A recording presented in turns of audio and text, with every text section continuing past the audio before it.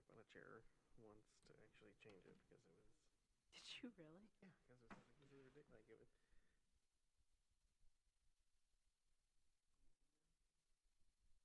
We manage your height when we can.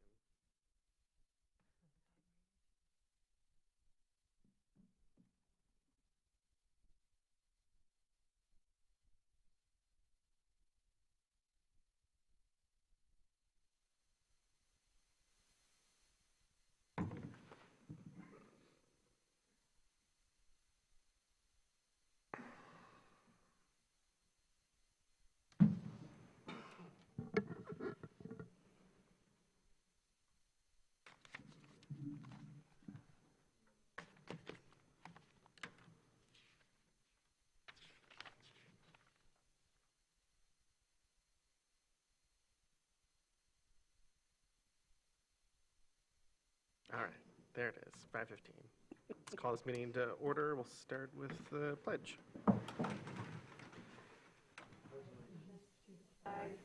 United States of America. Nation, under God, indivisible, with liberty and justice for all. If we could do the roll, please. Tobin, Here. Brennan, Here. Ness, Taylor, Bomer, Here. Davila. Here. Heiberger. Here. All right, do we have any recusals for the evening? No. Okay. With that, if we would do the consent. The purpose of the consent calendar is to expedite business by grouping non-controversial items together to be dealt with by one board motion without discussion. Any member of the board, staff, or the public may ask that any item on the consent calendar be removed therefrom and placed elsewhere on the agenda for full discussion. Such requests will be automatically respected. If an item is not removed from the consent calendar, the action noted in parentheses on the agenda is approved by a single board action adopting the consent calendar. Thing that anyone would like to pull off? Okay.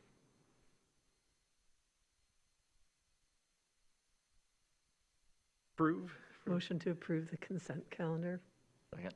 Thank you. Anything from the public to pull? Okay, back to the board. All those in favor? Aye. Thank you.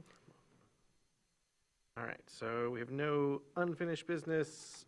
So new business, first up, consideration of scheduling a public hearing.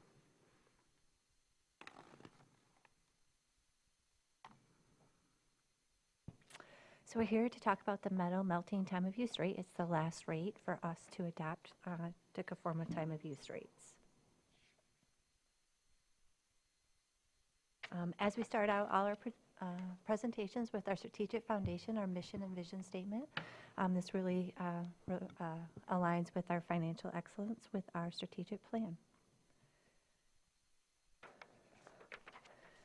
So a few of us, Jake, Colin, and I have worked closely with our key account on this rate over the past several years to evaluate the best option for the utility to maintain its cost of service while also providing the correct price points for our customers within this time of use rate.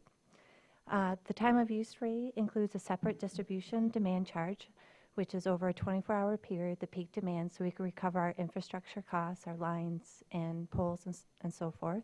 And then also it has an on-peak capacity demand charge to make sure we cover our generation costs. We removed this customer had a demand ratchet, so what that meant is that if they had a peak demand 1 month, they were billed that peak demand for 12 months. We removed that because that doesn't obviously incentivize the customer to improve their peak demand.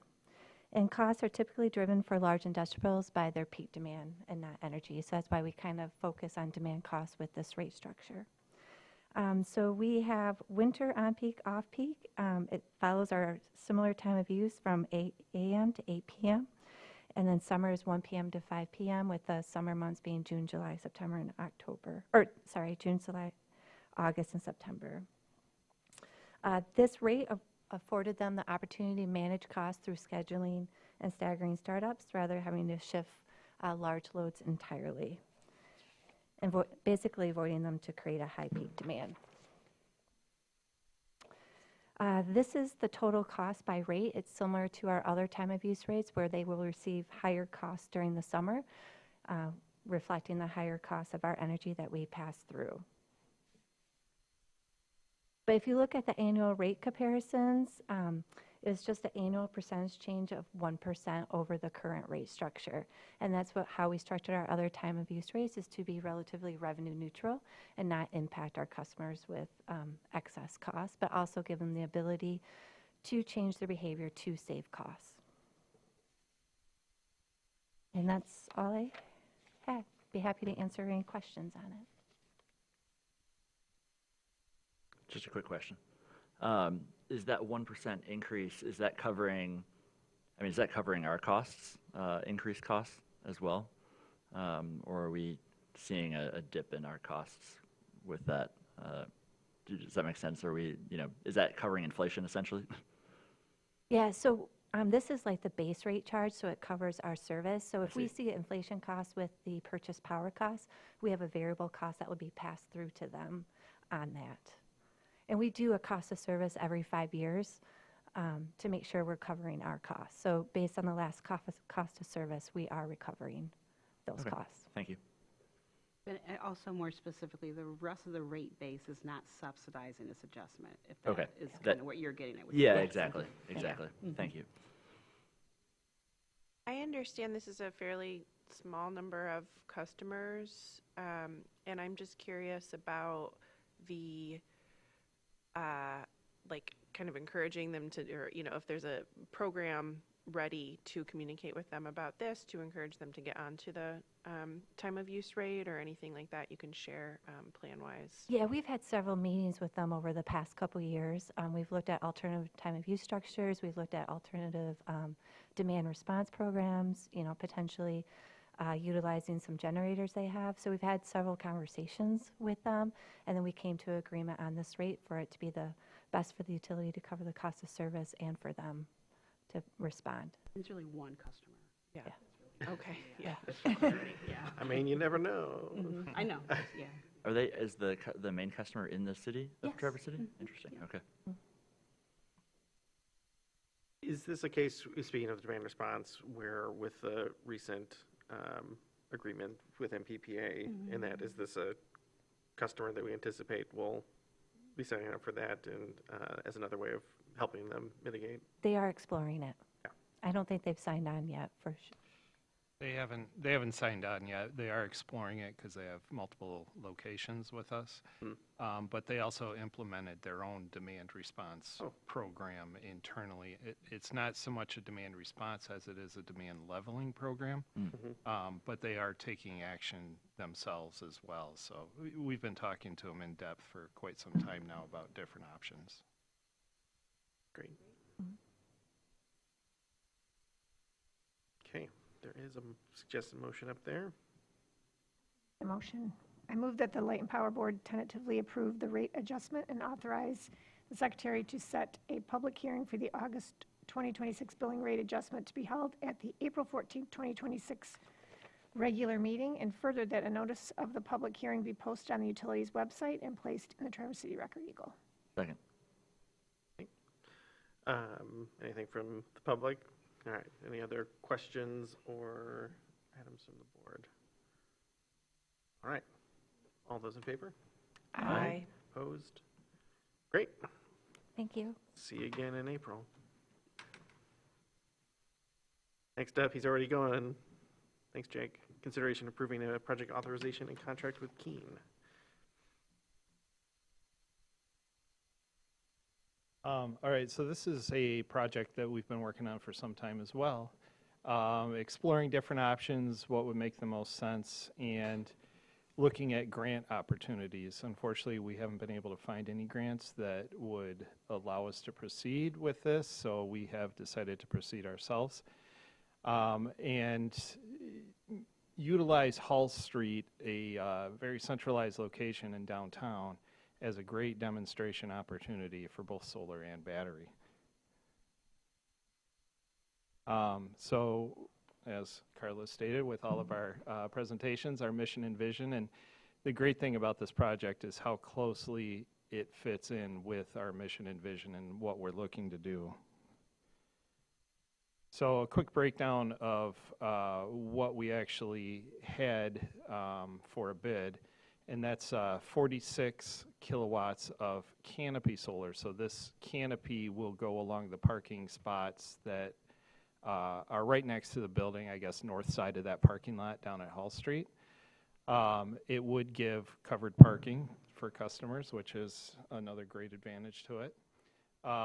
We'll have the bifacial modules on these, which will help to actually produce more power than a standard with the inverter, and then a 15 kilowatt hour battery. So the battery's small. It's not meant to really help power a lot, but it is great piece for the demonstration. You'll see why in a little bit.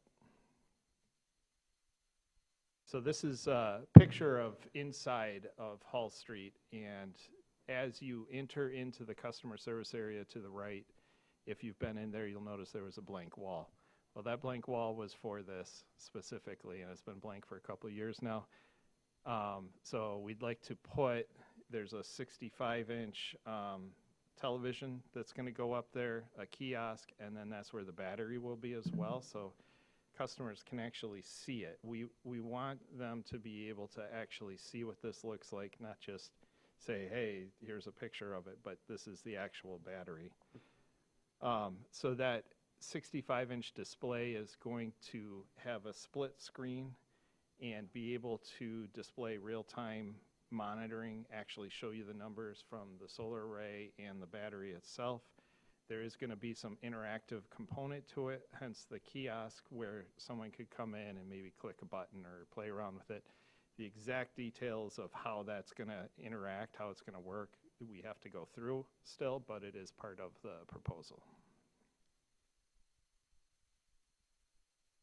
So here's the layout in the parking lot, and sorry, not the greatest pictures, but it at least gives you an idea. So right along the north end of that parking lot at Hall Street, kind of aligns the building 3 panels deep, so it's going to give quite a bit of coverage for vehicles. But it's also right there for people to see, which is the whole purpose of this demonstration project.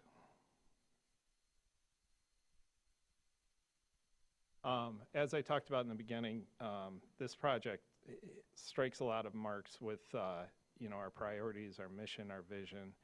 It's really giving the community a place to go to learn about solar and battery storage and do it in an interactive way instead of just reading something on a website.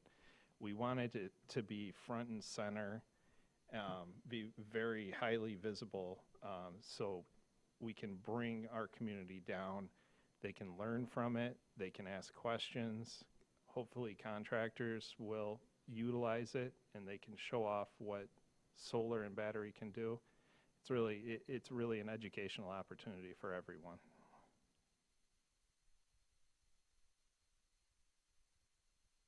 So this is the evaluation criteria that we utilized when we went through the bids. We received 4 bids in total, and then narrowed it down to Keene, who was the winning bidder. They had the best demonstration by far of all of the bids that were there. It wasn't the largest solar array of all of them, but it was really close, and the size of it wasn't really the main goal of this project. So we went with Keene because of that demonstration piece that we thought was very important for this project and the main purpose for it. You can see there's a little snapshot of what a dashboard might look like. It's not going to be exactly like that, but just a really cool idea of what you might be seeing when you walk into our customer service center. So here are the numbers that we got from Keene, and like I stated, this involves every aspect of the project that we were looking for, including the demonstration. We had budgeted $200,000 for this project in the last fiscal year. In meeting with Carl and Tony, we were able to find additional funding to make up the difference, so we are able to cover that internally.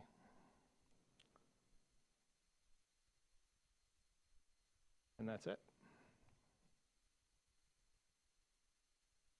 Any questions? Yes. Will the inverter and disconnect be on the building, on the same wall that the screen is on the inside? I want to put everything right there for And everyone to see. Would there Yes. be some sort of, so you've got the inverter, the disconnect, and maybe like a sign that says, come on inside and find out more, or like, will there be signage outside that kind of helps connect what's happening outside to inside? They do have some money in their budget for signage. We haven't talked specifically of what that signage is going to do, but I'd like to have something on the outside too that says, hey, see more, or learn Right, more about this right. inside. Yes, yeah.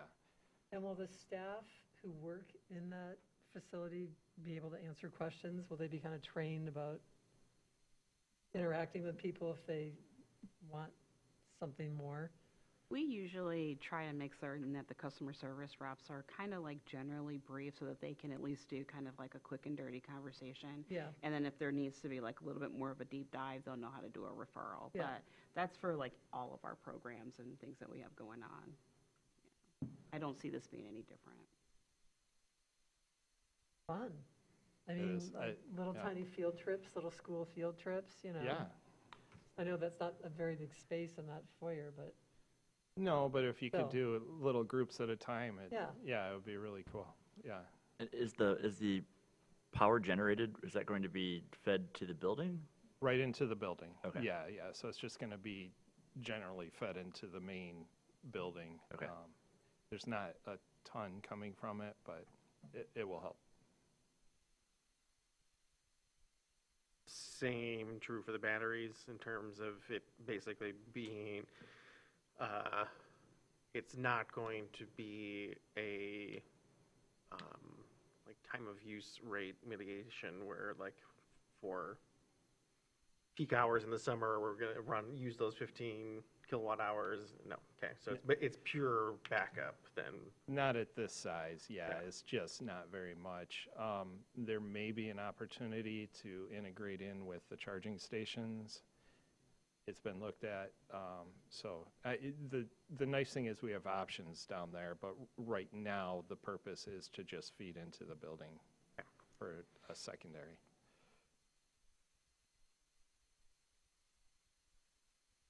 I think one of the reasons I think some of us, or, I don't want to read into others' questions, but like, we'll have these modules or like the kind of, but it would be really nice to be able to say like, and so this is offsetting this emissions too, or like something around there. And do you anticipate we'll be able to share some of those numbers? Or I think part of what I'm like thinking about is there's opportunities to do demonstration projects that might have like a more specific impact on the climate goals as well. And so I'm trying to balance that with some of the other organizational goals for something that we're, covering without a separate grant or anything like that. We'll add that.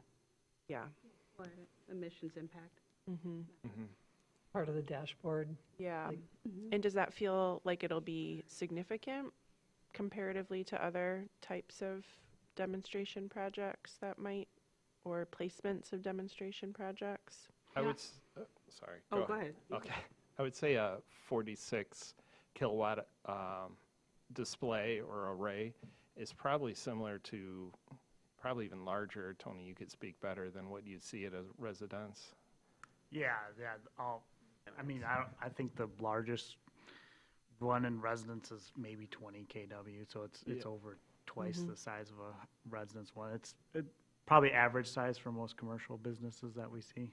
Yeah, so really it is giving like a general idea of what you could do either at your home or a small business. But having the offset would be part of the dashboard and of course whatever it is producing. Yeah, great.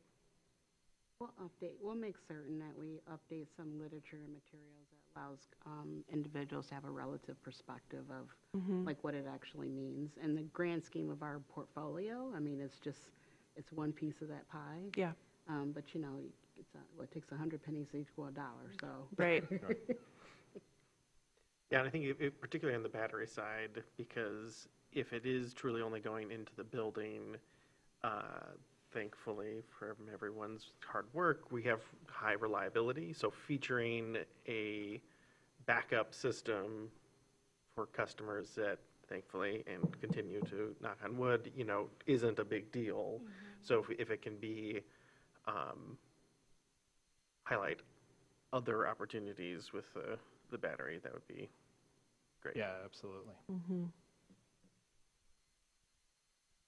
All right. Buried before the presentation, there is unless it's on your next slide, then I missed it. It's okay. in the memo. It's in the memo.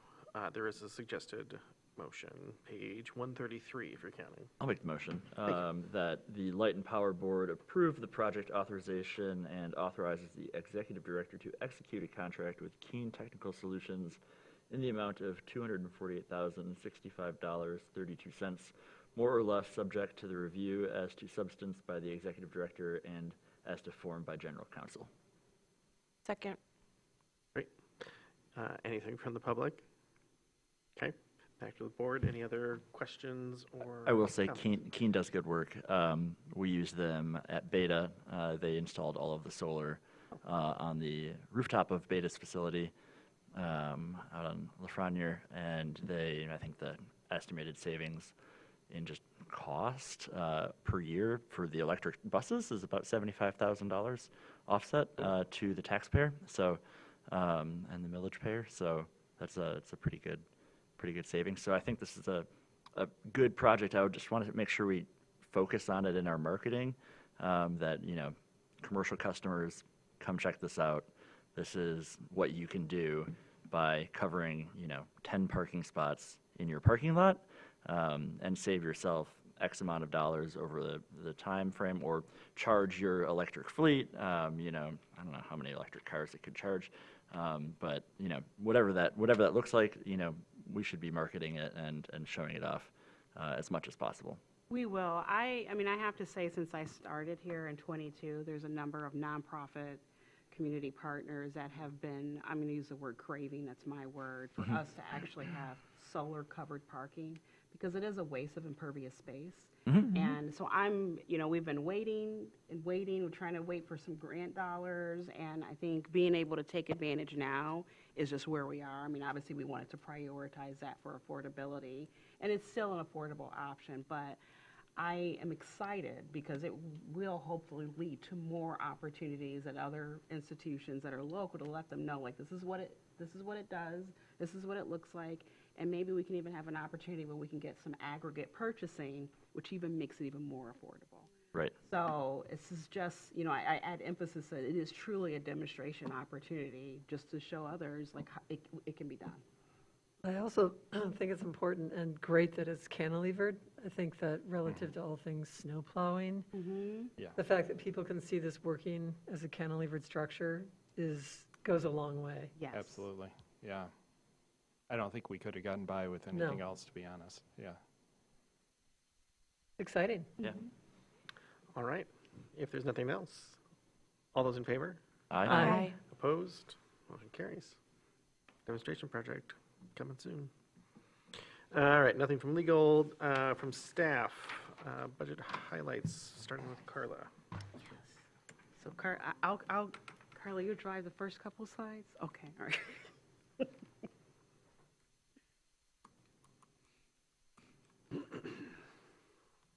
So consistent with, so where we are, I would say, in our planning journey is usually before I propose a budget to you, I try to let you know what type of ideas that we have that we're looking at budget planning wise. And this is really our opportunity to be transparent. We want to engage and really have available, so this information will be available obviously to the public as well. And so the mission here is still aligned with still being that community partner, but that we're continuously looking to innovate and invest forward. Obviously, there's core operational things that we do need to maintain, and we'll always make certain that we're covering that in the budget presentation. But for this presentation, I'd like you to get a sense of really what we're investing forward, like what are some ideas changing wise.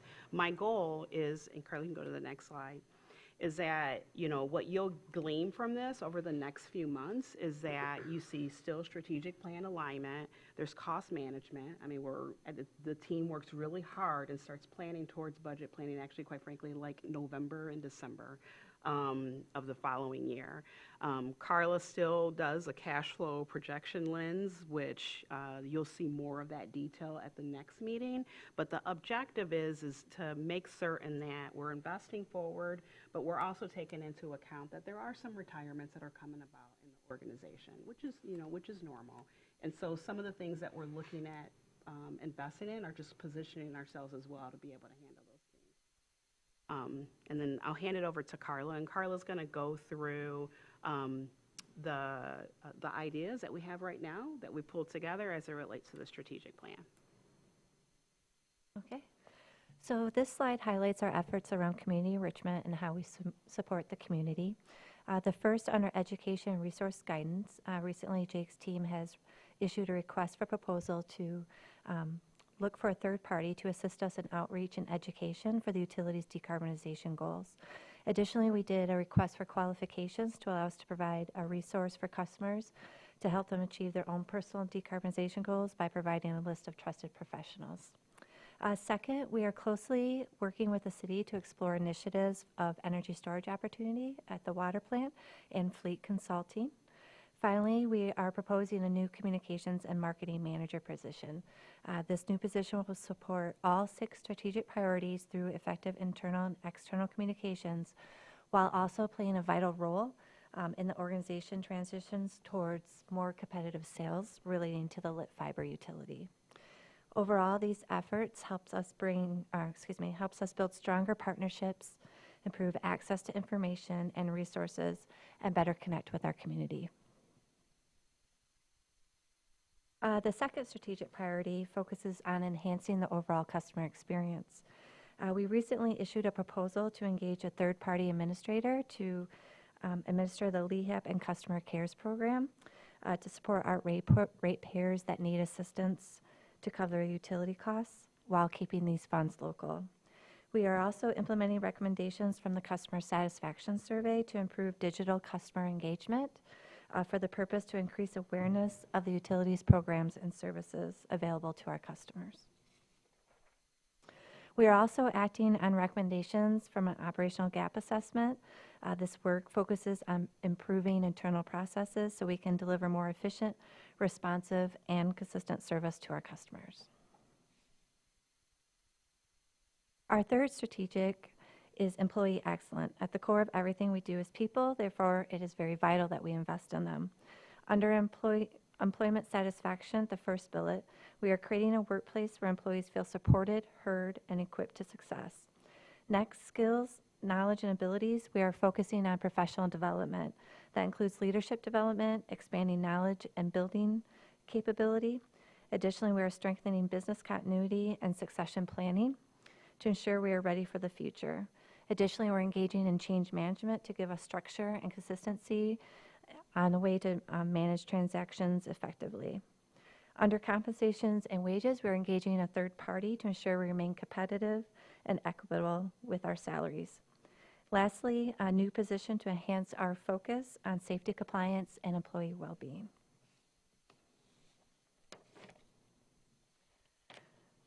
The fourth strategic priority is operational and financial excellence. Focus here is strengthening our internal operations, maintaining financial stability, and ensure long-term service reliability for the utility.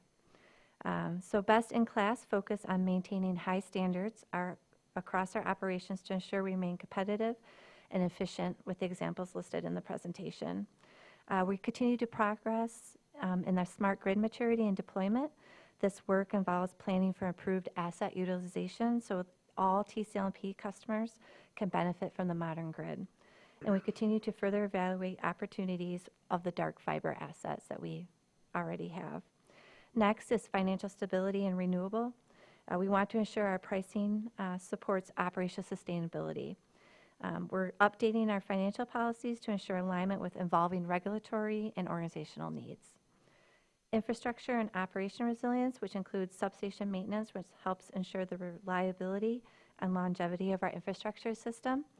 continue to invest in vegetation management to minimize our risk of outages, and we are advancing building and facilities planning relating to the Sustainability Innovation Campus to support future operation and innovation goals.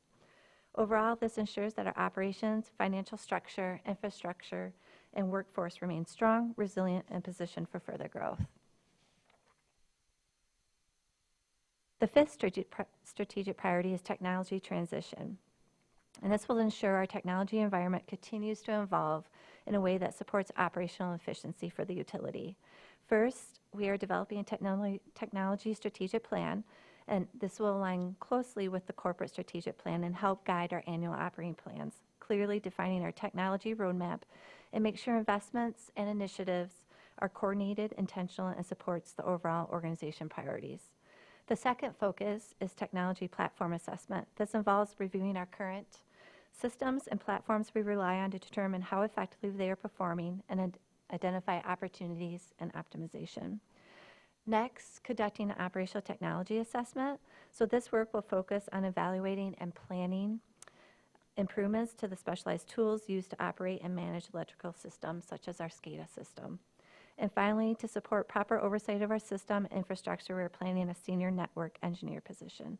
This is critical for our broadband services to ensure reliability, capacity planning, and secure connectivity. Highlights of the sixth strategy is environmental sustainability, which focuses on reducing environmental impact while supporting reliable energy to our customers. One of our first steps is to have a third party conduct a decarbonization baseline assessment. It will provide data to help us better understand our current emissions and then allow us to identify opportunities to reduce our carbon intensity, along with set measurable goals and track progress. Another focus is we are issuing a demand response proposal along with energy storage, which will allow customers to reduce or shift energy using during peak demand period, which helps improve our grid reliability and efficiency and reduce our costs passed through to our customer. We're also looking at a couple opportunities to go beyond the current 40% renewable benchmark in our clean and renewable energy goals. A key component is also to continue with the work outlined in the Climate Action Plan with some of those laid out in this slide, such as energy portfolio, rate designs, customer programs, and so forth. And finally, we are incorporating sustainability into our long-term infrastructure planning through the Sustainable Innovation Campus. This includes microgrid and renewable generation, preserving the natural areas at the Cedar Run, and integrating advanced technology planning into the campus design, with the purpose to demonstrate innovation and environmental sustainability. That's all I had. Be happy for questions. Question? Yeah. Please. 5.5 new full-time employees. Is that what I read correctly? I think it's 2.5. 2.5. I mean, no, that was in, there's like 3 slides. Network engineer, Yeah. operational and financial excellence, so 2.5, and then HR compliance, new FTE, and marketing manager, new FTE. There's a couple, yeah. Okay. That sounds right. Yeah, Okay. Looks right from what's in the. Is that essentially a budget lift, or are those being funded through attrition? I'm just curious. So one of them is dealing with a potential anticipated retirement. Okay. Another is a matter of descoping a project I that see. we have a third party working on. Okay. And then others are filling in where we're kind of falling behind. Okay. So it does involve obviously a financial lift, Mhm. but they're filling in where we're having some gaps. Okay. Are those? Do we anticipate those people being additional hires, like actual new hires, or just new positions where people will move into? New hires. New hires. But Okay. we always post internally. Yeah. No, that's wonderful. Yeah. Hopefully we can promote from within. Yeah. Other questions?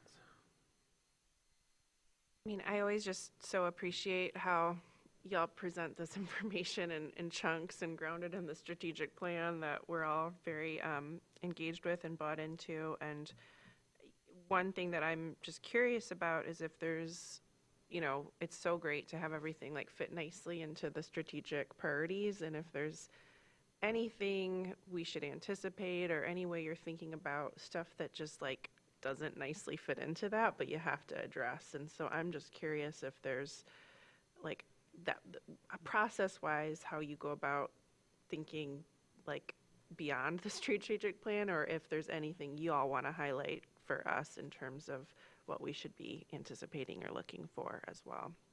Let me give that some thought. I feel like you did such a great job with the strategic mission and vision. Like when we go through and analyze everything, it's it's falling. The question is whether or not it's fitting more than one strategic objective. Right. I think there are some opportunities where we're looking at, let's say, retirements. That doesn't necessarily fit a strategic objective, but it definitely supports risk management, employee excellence, things like that. That would be like an example. But most of the things that we're investing in are mission forward and focused. Okay. And then my other question, I think we're just living in a time of cost of living is raising for a lot of things. And so as you get to the next stage of presenting the budget and like just how we continue to think about how we maintain really as affordable as possible rates for our customers. I know we're some of the best in the state. We want to continue to be, but this is like a time really for all of us to be thinking about how do we keep things as affordable as possible. So I know that's on your mind and you always think strategically about cost containment, but it's just it's going to be on everyone's mind more and more too. Absolutely. We'll make certain too. I think when we update and present the presentation, we speak to affordability in terms of how that, usually we kind of touch on energy burden, and I think we can factor that into our materials when we present that. Yeah. It would be interesting to see as part of that, the utilization of the rate comparison tool. Like poster child, last night I finally remembered to actually take care of that for myself and looked at the rate comparison tool and then switched to TOU rates. So I don't know how many people have done that to be able to see as a reference point of like, hey, if I take this simple step after looking at this great presentation of information and save money immediately just by sending an email. We're still fine tuning that too. So I think what we'll do is we'll maybe wrap that into, like, when we share the information for the budget, maybe we can package that and send that out as information so customers know how to take a look at that to help manage. Yeah. Great. So you were on the calculator, huh? Yeah. Oh, okay. Well, somebody came and presented to my neighborhood, and I realized I should have done it then, but that was last meeting, and so finally. I like it. I think that affordability piece is a really good point, and I think that having some control over it with the time of use is even better. Yep. Yeah. Control. It helps. And when there's ways that Light and Power recovers our costs, et cetera, but how do we make sure that we're using public resources really wisely and passing on cost containment wherever possible too? Absolutely. Yep, it goes back to the mission. So, I mean, going back to the mission slide, Carla, if you want to just go back to that, that's going to continue to be the driver, is being able to deliver affordable options and solutions for our customers. Cool. Oh, this is great. Thanks, Carla. Thank you. Wonderful. Thank you. All right. Last up, Kelly with the annual report.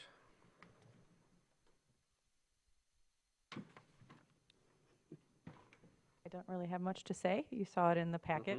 Every year we do an annual report. It's getting better and better each year. But just a